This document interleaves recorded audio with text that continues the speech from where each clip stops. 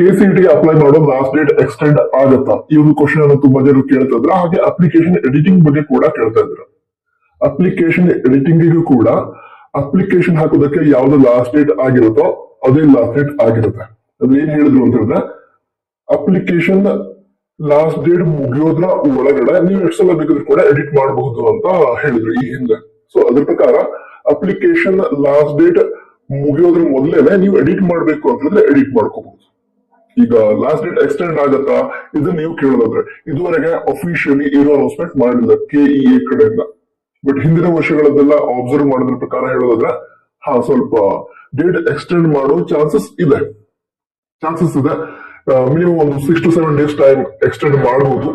ನಂತರ ಈಗ last date ಏನಿದೆ ಅಕಸ್ಮಾತ್ ಎಕ್ಸ್ಟೆಂಡ್ ಮಾಡದೇ ಇದ್ರೂ ಕೂಡ ಪ್ರಾಬ್ಲಮ್ ಆಗಬಾರ್ದು. ಅದಕ್ಕೋಸ್ಕರ ನೀವು ಇದುವರೆಗೆ ಅಪ್ಲೈ ಮಾಡದೇ ಇದ್ರೆ ಅಪ್ಲೈ ಮಾಡಿ ಇಟ್ಕೊಂಡಿರಿ. ಓಕೆನಾ?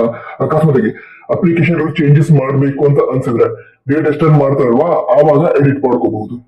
ಬಟ್ ಅಪ್ಲಿಕೇಶನ್ ಹಾಕಿಲ್ಲ ಅಂತ ಟೆನ್ಷನ್ ಆಗೋದು ಬೇಡ. ಸೊ ಈಗ ಲಾಸ್ಟ್ ಡೇಟ್ ಇದೆ February 16. ಅದಕ್ಕಿಂತ ಮೊದಲೇ ಏನ್ ಮಾಡ್ತೀರಾ, ಅಪ್ಲಿಕೇಶನ್ ಸಬ್ಮಿಟ್ ಮಾಡಿ ಇಟ್ಕೊಂಡಿರಿ. ಡೇಟ್ ಎಕ್ಸ್ಟೆಂಡ್ ಆದ್ರೆ ಅದನ್ನು ಕೂಡ ಹೇಳಿರ್ತೀವಿ, ಆ ಚಾನ್ಸಸ್ ಇದೆ ಡೇಟ್ ಎಕ್ಸ್ಟೆಂಡ್ ಆಗಬಹುದು.